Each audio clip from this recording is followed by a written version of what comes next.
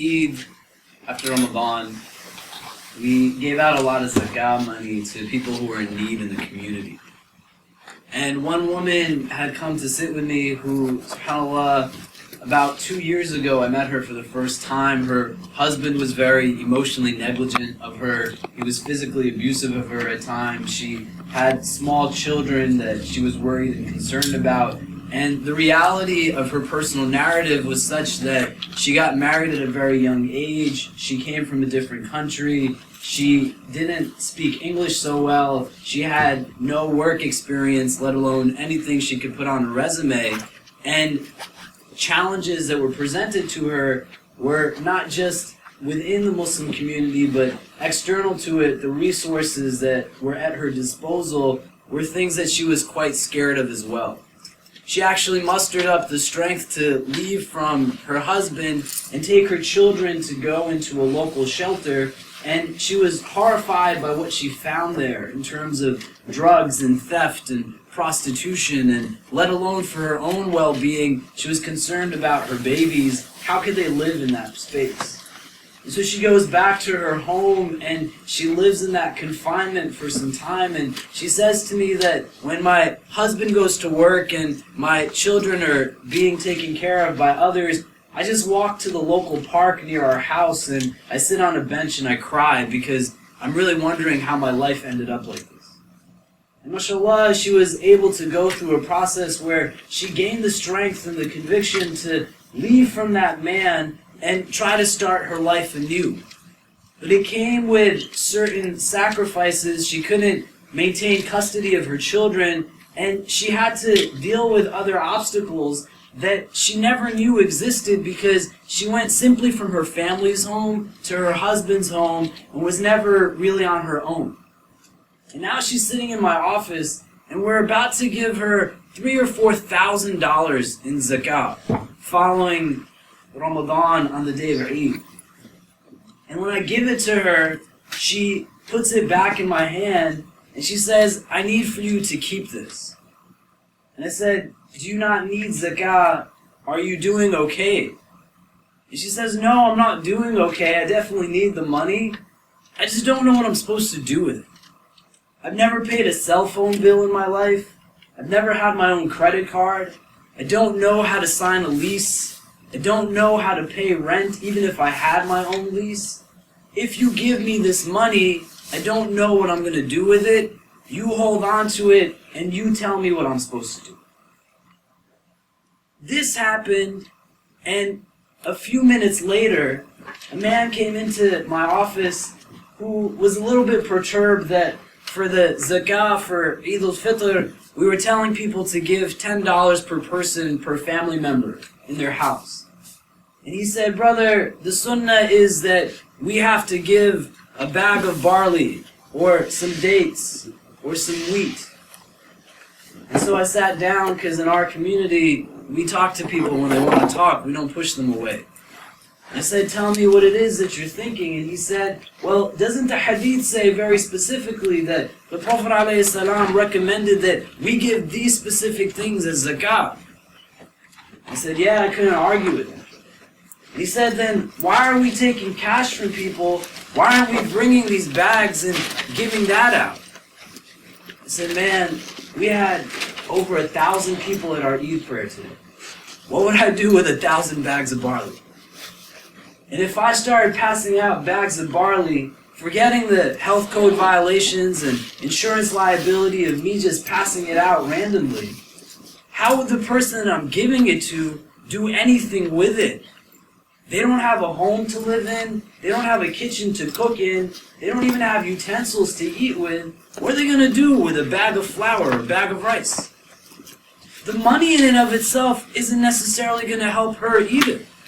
Because if I gave her $1,000 or $2,000 or $4,000 or $10,000, she's still not equipped with the skill set or the ability to actually be able to utilize it in the most effective and efficient way.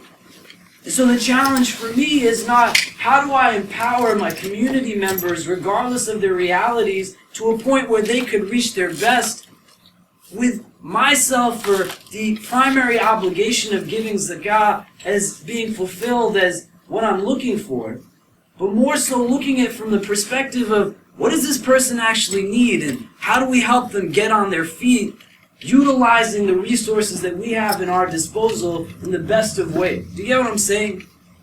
If she has $4,000, but she doesn't know how to take an interview, she doesn't know how to write a resume, she doesn't know how to use a computer, she doesn't know how to do any of these things, what is she going to do with that cash?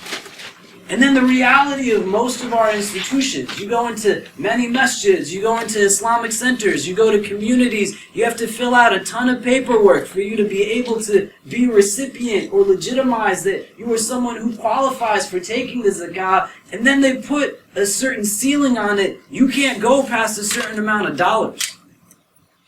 I can't give you, as a person in need, more than $2,000, $3,000, $5,000, depending on the institution you're coming to and the policy we have in place. So not only am I giving you something that you're not equipped to necessarily deal with and handle, but I'm also telling you that once you've spent it in ways that are not efficient, you're just going to be on your own even more. And so I think the challenge for us, and what I'm hoping to do with our community here at the Islamic Center at NYU, is understand a little bit better how we can utilize our zakah as a revenue stream to really empower and deal with some of the social ills and injustices that we see.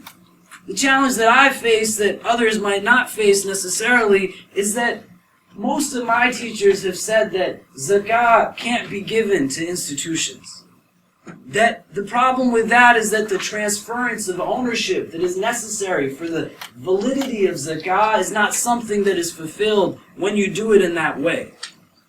But now when I'm thinking about this woman, or that man who came to see me, who comes out of jail, and he says, I don't know how to do anything other than sell drugs like I used to before I went to prison. And I'm not just listening to his story and just getting kind of, empathizing in whatever way I can, and I'm saying, okay, here's $1,000. He's telling me he doesn't know how to do anything other than sell drugs. So what is the purpose that I am seeking to fulfill simply by throwing cash at him? I have to help him learn other skill sets. I have to be able to provide a holistic entry point for this person to be able to get back on their feet. I can't just see my zakah as an individual obligation fulfilled because I passed it on. What are they going to do with it? The Prophet ﷺ has a companion that comes to him who doesn't really have so much at all. And he comes seeking some help, and the Prophet says to him, what do you own in your house? He's got a sheet that they eat off of and they use to sleep as a blanket, and they have one plate. And so the Prophet says, bring me the plate. And after they've prayed, the Prophet turns to the Jama'ah and he raises the plate and he says, who's going to buy this? And the companions, they put out a bid, and then they say, who else will increase the bid? And once they get the money, the Prophet, he gives the man the money and he says, go and buy the blade of an axe. And when he brings the blade of an axe, the Prophet then takes a branch and he puts it into the blade himself, and he says, go and cut some tree branches. And when he comes back with the branches, he says, go to the market and sell this as wood for fire. But he enables the person to get on their feet. What we're trying to do, and we're in preliminary conversations with people who work in the city as well as New York-based foundations, is establish a community trust here in New York whereby the primary revenue stream will be zakah. And the idea is to take collectively what we can from the community, pull it together, and with an air of consciousness of what we need to honor from our tradition, give to either existing institutions or endeavor to build new ones so that we can start to come up with some of these solutions to problems that we have. That woman who's getting beat by her husband, she needs a place to live. She needs money to spend on food. She needs the ability to take classes and get certified. She has to have different resources other than just cash in her hand. We have to think out whether or not we can utilize this thing that's established in our tradition to holistically provide for her a source of benefit and an entry point.